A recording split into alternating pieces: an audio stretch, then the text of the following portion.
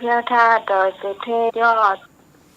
แล้วครูสมุวิศวะธุรกิจโจพุ่มในการสถานีคลื่น104.50 เมกะเฮิรตซ์และก็ยังทำหน้าที่เจ้าวาดในขณะนี้โดยนะเจ้าก็ขอสวัสดีคนผู้ฟังที่อยู่ทางบ้านทุกคนทุกท่านที่กำลังเข้าฟังรายการธรรมะคลายเครียดซึ่งกำลังออกอากาศอยู่ในขณะนี้นะเจ้าวันนี้ข้าเจ้าพิสมัยสุริโยดรเจ้ามาพบปะกับคุณผู้ฟังเหมือนเช่นเคยเจ้าวันนี้วันอาทิตย์ที่16เดือนตุลาคมแล้วนะเจ้าผ่านมาเกินเดือนจะเห็น1 วันนะเจ้ารู้ว่าวันนี้ไผโชคดีพ่อไผโชคดีก็บอกกันโดยเนื้อวันนี้นะวันนี้แม่น้องหมายโชคดี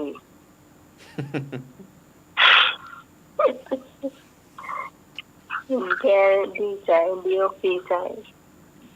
แปลกเนาะคนเฮานี่มันก็มีอยู่อย่างหนึ่งที่ว่าที่เขาถูกลอตเตอรี่นะเขาเปิ้นจะยุ่งจะเนี่ยเถิงยาเจ้าเนี่ยแต่ว่าจะไปทำบุญที่วัดเนี่ยเพิ่นมีกฐินเนาะแล้วทีนี้เปิ้นเอาลอตเตอรี่มาขายว่าย้ายเอาเลขเนี้ยมันต้องออกแหมเพราะว่าเพิ่นมาทำบุญที่นี่มาต่อวันนี้มันต้องออกทีหรอกน้ำมันก็ออกแต่เจ้า15เจ้า2 ตัวเนาะเจ้าตอนนี้ทีมงานของเฮาเจ้าท่านสมัครที่หน่วยโทรหา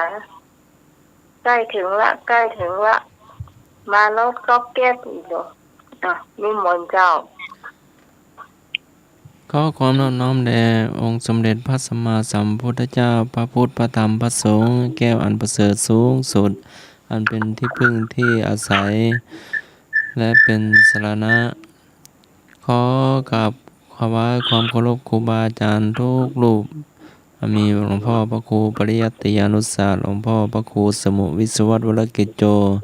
พระอาจารย์นิพนธ์แล้วก็พระอาจารย์สมณเณรเอาลักษณ์ครับนมัสการครับครับผมแล้วก็นาพิสมัยหัวหน้าคณะธรรมะขายเครียดเ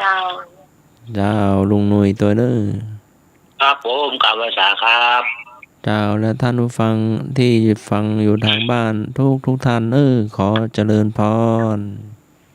เจ้าไปกลุ่มสามเณรเจ้าขอกราบนอบน้อมยังคุณพระติตาไรรัตนผ่านแพ้วพระแก้วเจ้าต่างตามประการหมายมีพระพุทธพระธรรมพระสงฆ์อันเป็นสรณะที่เปิ่งของหมู่เฮาต่างหลายขอกราบไหว้สาบุญญาปรมิธรรมท่านอาจารย์ท่านพระครูสมุวิสุวัตวรกิจโจผู้อำนวยการสถานีวิทยุคลื่นพระพุทธศาสนาการศึกษาและวัฒนธรรม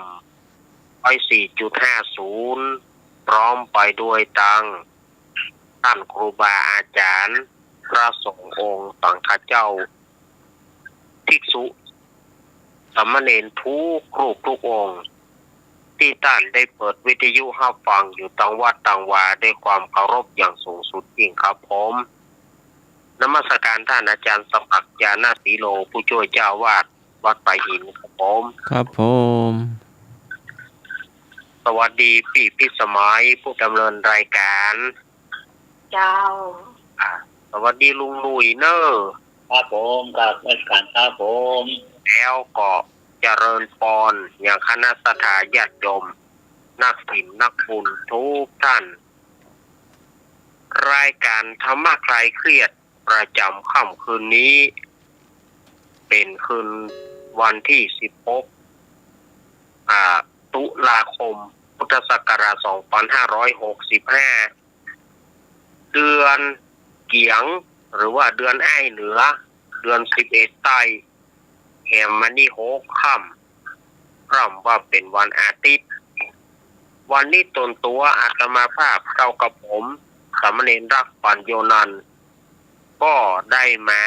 ร่วมจัดรายการธรรมะคลายเครียดร่วมกันที่พิสมัยลุงหนุ่ยอาจารย์สมัครเนี่ยร่วมกันจัดพลัดกันอู้เนาะสถาญาติโยมร่วมกันจัดพลัดกันอู้นำสาระต่างๆมาอู้มาจากสถาญาติโยมเอาละเพื่อบ่ให้เป็นการเสียเวลาก็เชิญท่านผู้ดำเนินรายการได้อู้ได้จากสถาญาติโยมลำดับต่อไปขอเจริญพร ไอ้หนุ่ยเจ้า ครับผมแต่ว่าวันเสาร์วันนี้เป็นวันที่ละเวลาครับไหว้สาอาจารย์พระครูสมมุติวิศวะครับผมเมตตาครับ วันโปกก็เป็นวันเสาร์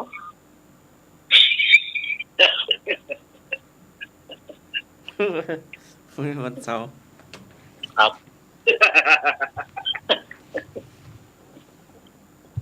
ครับไหว้สาอาจารย์สมัครครับผมด้วยวันนี้ครับ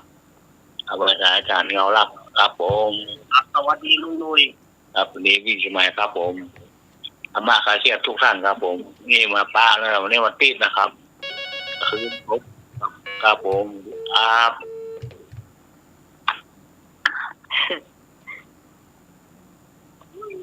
อ้าวกระยู้แบบนี้นะเขาจำได้นะแต่ว่าเดี๋ยวออกอากาศไม่ได้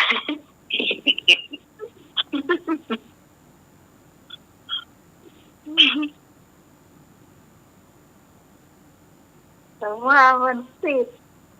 แต่ก่อนต้องเป็นวันจันทร์ก็เนาะเมื่อจะพลิกก็วันติดอยู่ นี่นะนี่มันหลงลืมเท่า ห้องโคมได้อาบน้ ถ้าใช่มันบางทีรับเมื่อวันน่ะ ำครับ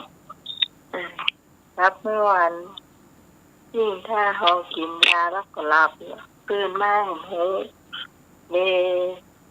กี่โมงกี่ยามนี่ไม่จะเอาว่ามันแรงเนี่ยถ้ามีนาฬิกานี่ลายครอบ หัวเข้าหวังรู้ว่ามีได้อาบน้ำมีแปะน้ เพื่อนเขาคือนาฬิกา มันบอกเขาหรอกรู้เขาได้หรอกเนาะ ำครับ เจ้า